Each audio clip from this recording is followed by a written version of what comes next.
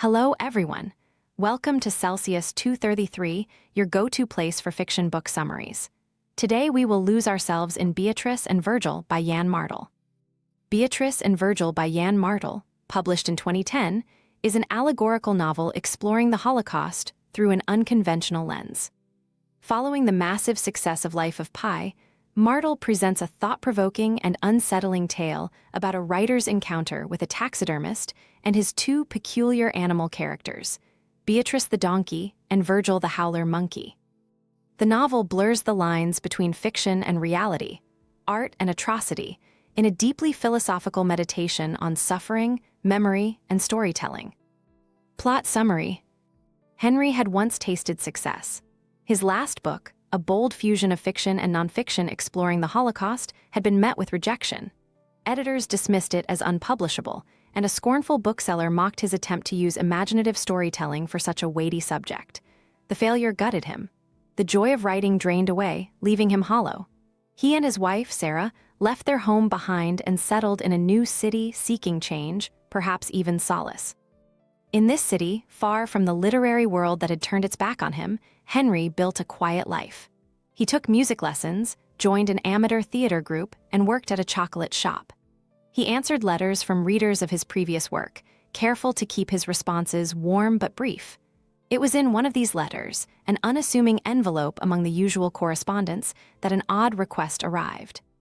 Inside was a photocopy of The Legend of St. Julian Hospitaller by Gustave Flaubert, with passages highlighted in glaring yellow, particularly those detailing the senseless slaughter of animals.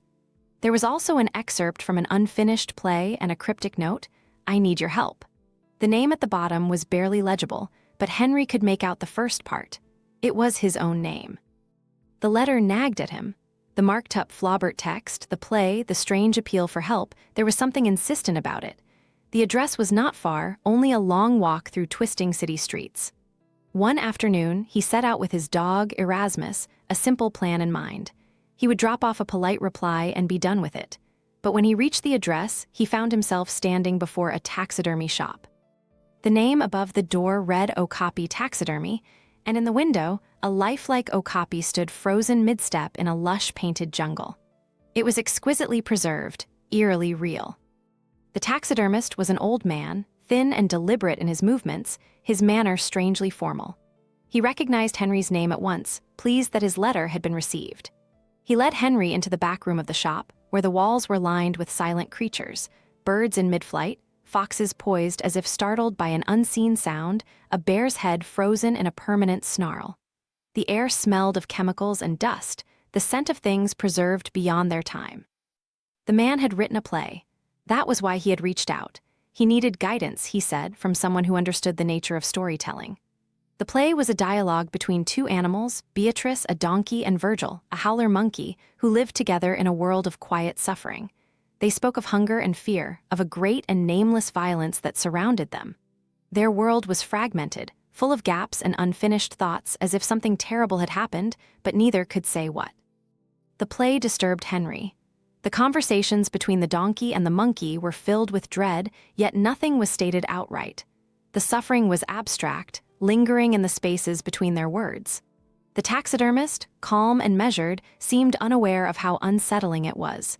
He wanted to know if Henry thought it was good, if it worked, if it was worth continuing. Despite himself, Henry returned. Something about the play held him captive. He sat in the taxidermist's workshop, watching the old man work, listening to him speak about the animals he had preserved, their bodies stiff with an unnatural life. They discussed the play, though Henry found it difficult to say what he really thought. There was cruelty in it and inescapable darkness. The way the taxidermist spoke of suffering, detached, almost clinical, made Henry uneasy. As the visit stretched on, the lines between the play and the real world blurred. Henry felt trapped within its grim allegory, the animals' conversations growing heavier, more unbearable. The scenes became darker. The suffering of Beatrice and Virgil was endless, their trials absurd yet horrifying. There was a passage where they listed things that had been done to them, atrocities spoken in a strange, disjointed rhythm, as if their pain had been catalogued. Henry could no longer ignore the truth. This was no simple play. It was an echo of something else, something vast and unspeakable. He confronted the taxidermist, demanding to know why he had written this. The old man only smiled. He had been waiting for Henry to see it. One night, Henry arrived at the shop to find it locked and dark. Something was wrong. Through the glass, the okapi stood motionless, its black eyes vacant. Henry hesitated, then knocked. A moment later, the door creaked open.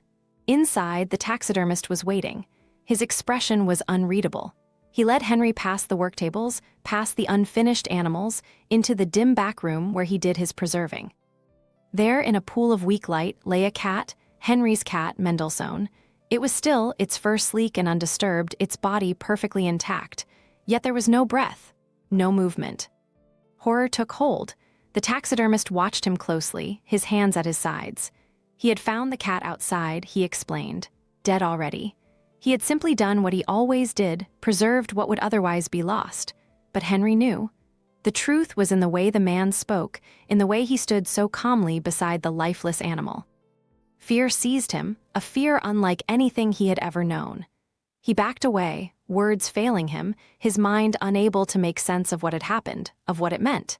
He turned and fled, running through the streets, the taxidermist's quiet gaze following him. He never went back. The days passed in a daze.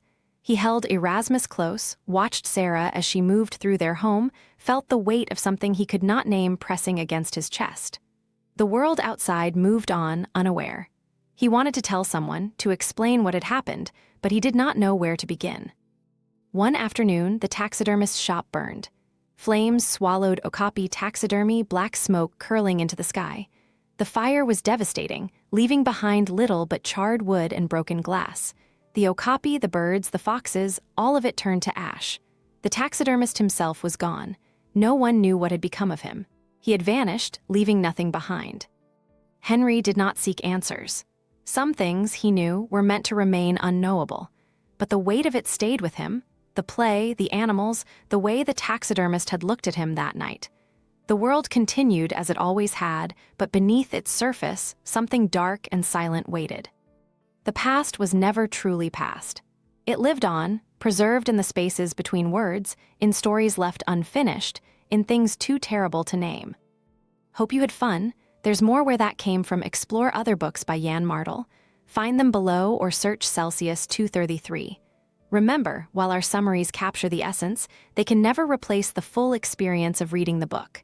If this summary intrigued you, consider diving into the complete story, buy the book, and immerse yourself in Yann Martel's original work. Bye-bye, take care, have fun.